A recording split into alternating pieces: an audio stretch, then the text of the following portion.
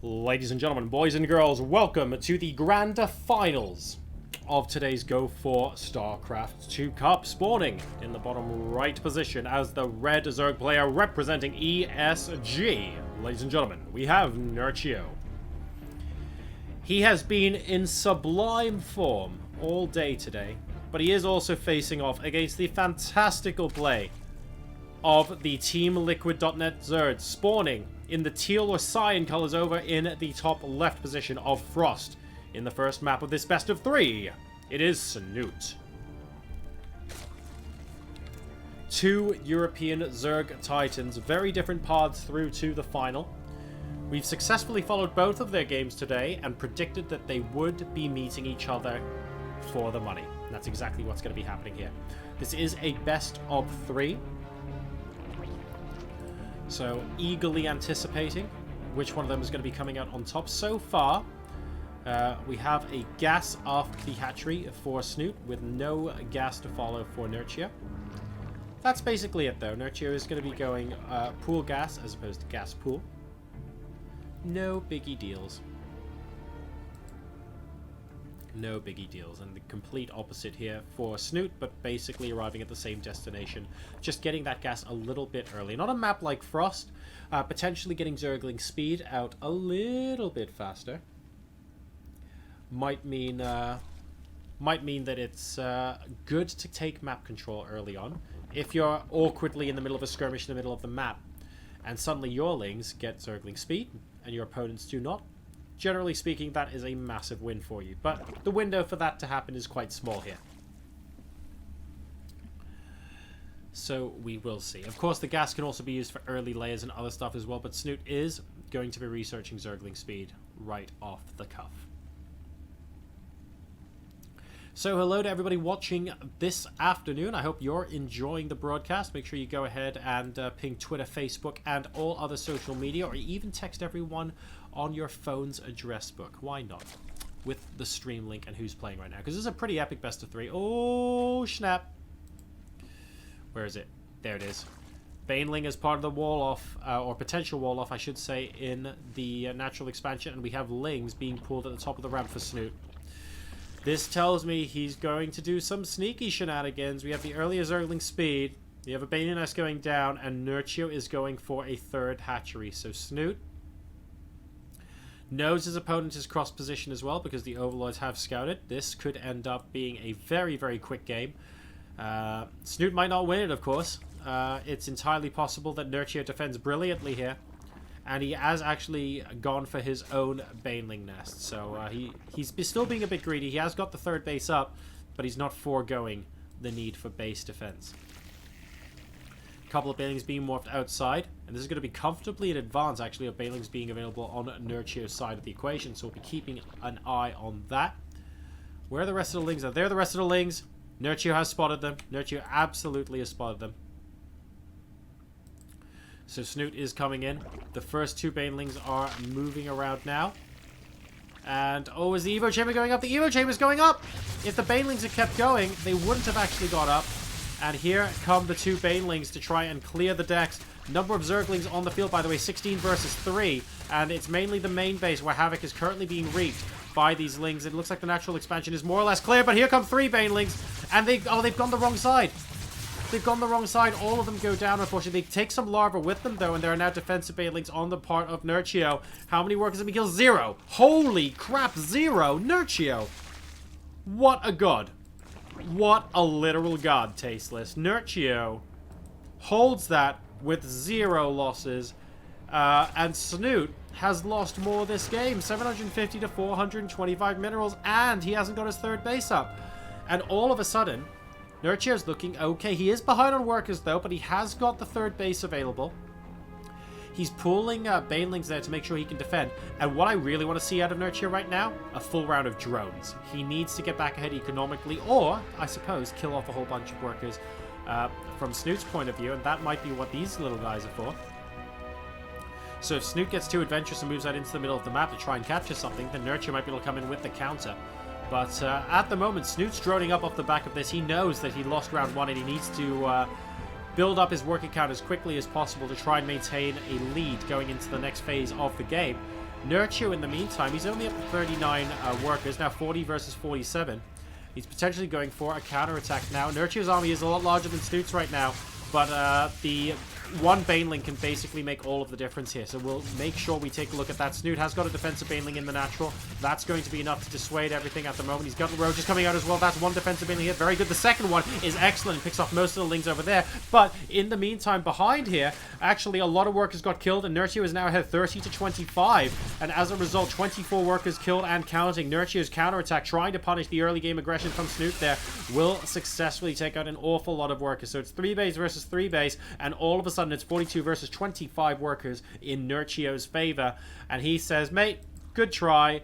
I'm going to grab my third base early. I'm going for this counterattack. And it turns out it managed to do all of the damage in the natural, even though Snute was able to defend in the main. Very nicely done there. We've got a couple of Ravagers being produced now for Nerchio as well. He is looking to really strengthen his grip on the game and potentially hit very hard, because Snute has to counterattack now, and he has to try and do some damage because he knows that economically he's behind. So if Nerchio just comfortably defends against this, then I think Snute has to accept he's playing from behind. Right now, he's coming up to a reasonable worker count. I mean, Nerchio has got a much larger army. It's 56 versus 26, even though Snute has re-droned and he's taken the drone lead very subtly. This army from Nerchio can crush what Snute currently has, and I'm really worried that if Nerchio just marches out across the map right now, there's not an awful lot Snute can do. Here comes Nerchio. He's got 16 Lings off the back of this. Snute has rightly realized that economically he's behind after that devastating engagement. He's managed to drone back up. He's actually 4 drones ahead of Nerchio right now, but that entire time, Nerchio has been building up his army. And as Nerchio has been building up this army, so too has his propensity to go ahead and 1A and win the game. 64 versus 44. It's not an impossible fight for Snute to win, but you'll have to do something pretty heroic. And by taking down these rocks, actually, that's really awkward. That would actually stop the rest of his army from getting back. Are we going to hit the rocks? Someone needs to hit the rocks. Someone needs to hit the rocks. Oh, wait, it doesn't roll over and become a rock tower. It's not a rock tower. Ignore everything I just said. But still, this is actually devastating for Snute right now. It is 74 versus 32 in terms of armies. Now look at how much Swarm is coming down. I thought we were going to leave the Rock Tower on 1 HP. I'm so used to seeing that crush armies. It's not going to matter though. Snute capitulates, and as a result, Nerchio is going to take a 1-0 advantage.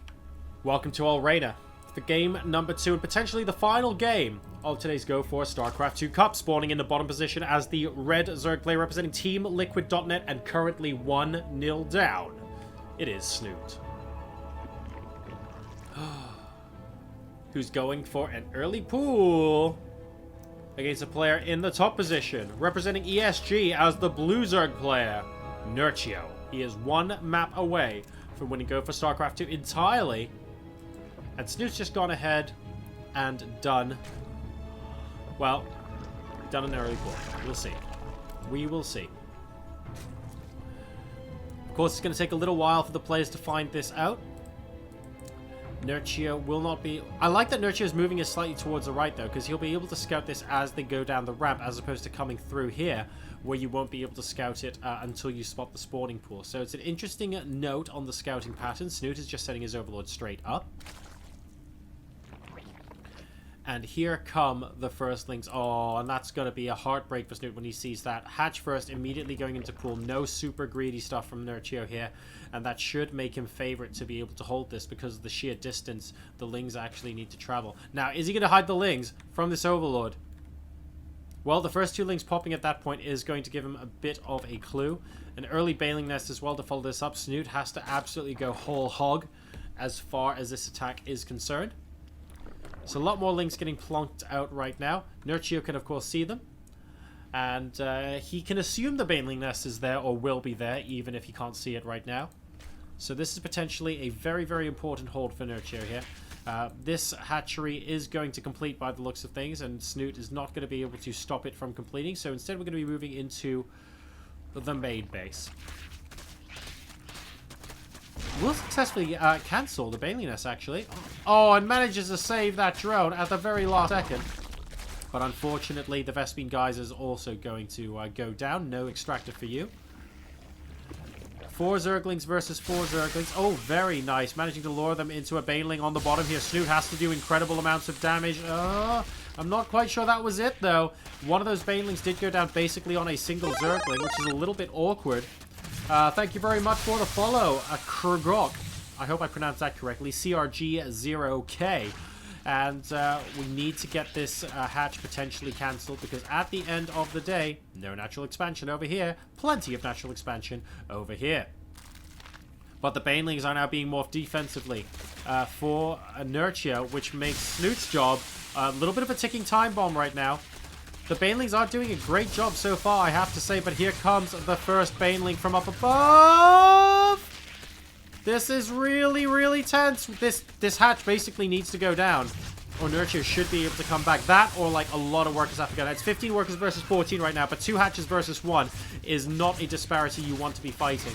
The Queen could potentially go down here, actually, with no defensive banelings to assist for Nerchio. He's actually in a little bit of trouble here. Here come 2 more banelings into the main base. Is Nerchio really going to ignore them? He could just send them straight into the mirror line, actually. I would be a massive fan of that from Snute's point of view. He's basically keeping everyone at bay while the rest of these guys pick apart the hatchery. He might be able to do it, but here come the banelings. Oh god, those were 2 pretty clutch engagements.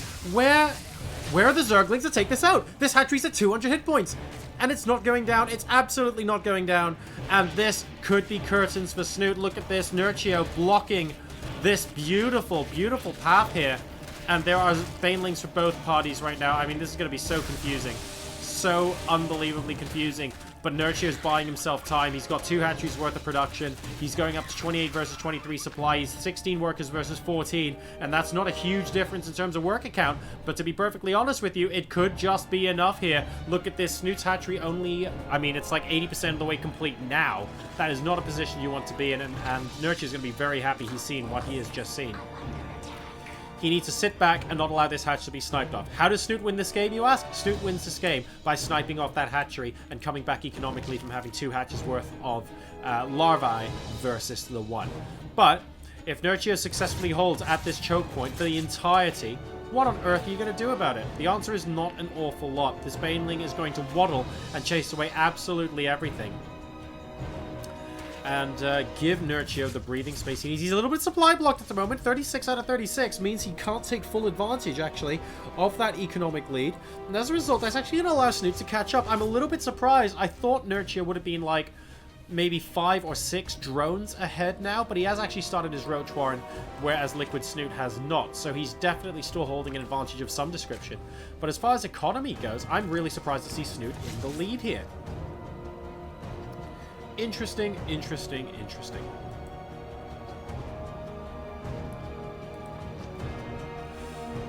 Right. Both sides going for their Roach Warrens. It's 43 versus 43 supply. I can't believe I'm saying this, but Snute is ahead in terms of workers. 34 versus 32 as things stand right now. And, unfortunately, Nerchio supply blocking himself a little bit early, although Snute has actually done it now, and that's going to give Nerchio potentially an opportunity to pop back in here. Yep, he's back into the drone lead, and he has got a larger army as well. So, a very, very tense game. Maybe minor mistakes from both players. Nothing catastrophic. And we are going to be transitioning into an earlier third base for Snute as well. Snute knows that after that early attack, he needs to take a couple of risks, and planting down the third hatchery a little sooner rather than later is one of them. If he's able to control these choke points down here, it's going to take Nerchio an age and a half to get to this third hatch, so that's going to be his play. In the meantime, though, Nerchio is getting a lot of roaches out. We're currently 6 versus 0 on the field at the moment, so Nerchio is looking potentially to do a massive push. Snute is getting roaches of his own, but the numbers are not going to be quite there yet. He's turning the couple of roaches he already has into ravages, which means the sheer numbers aren't necessarily going to be on his side when this engagement begins. But the choke points, of course, can compensate for that, so we'll see.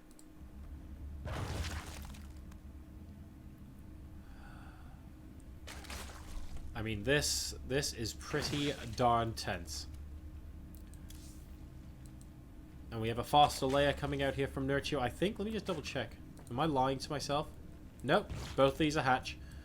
So Nerchio is going to be going for the fastest tech. Snute has the third base up already. Nerchio's third base a little bit slower.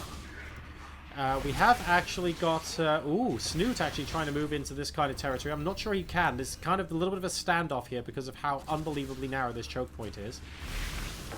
picking off an Overlord in the middle of the map. That is fantastically done. God knows how deep that drop is. I really don't want to find out. And Nerchio moving back, just patiently waiting for Snute to make a mistake. Trying to kill off this Overlord, won't successfully do it. He might now, though. Oh, and still only half hitting him. So Nerchio coming in desperate for a scout. Fortunately, a Queen requires ever so slightly less skill to aim. And as a direct result, I think the Queen is actually going to chase it to death. Is it going to be the Queen or the Ravagers to get the final hit? So close! It's the Queen. Nerchio still holding this middle ground area, saturating his third base. Might want to think about one of these players going for a fourth soon. I wouldn't be surprised if this sort of face-off continues for much longer. Suicidal Queen is suicidal. Army supply is currently 63 to 51 in favor of Nerchio, and he did get that early Roach Ward. The numbers are pretty identical though, 17 to 16 Roaches and 4 Ravagers apiece. So, not the craziest amount of discrepancy between the two now. Nerchio now hacking away, deciding to go through the middle rocks, knowing that her Snute is not likely to come through this narrow bit here. Snute knows that Nerchio has basically been parking himself here for most of the game, so I don't think that's going to be terrifically viable for him. Nerchio, in the meanwhile, though, might be looking to force engagement over here. The Creep Tumor definitely sees the Roaches now if he didn't before. And here comes Nerchio. Oh, not quite killing off that Overlord, which is a little bit of a shame. Trying to supply block Snute to start things off with 128 versus 132 supply. 86 versus 71.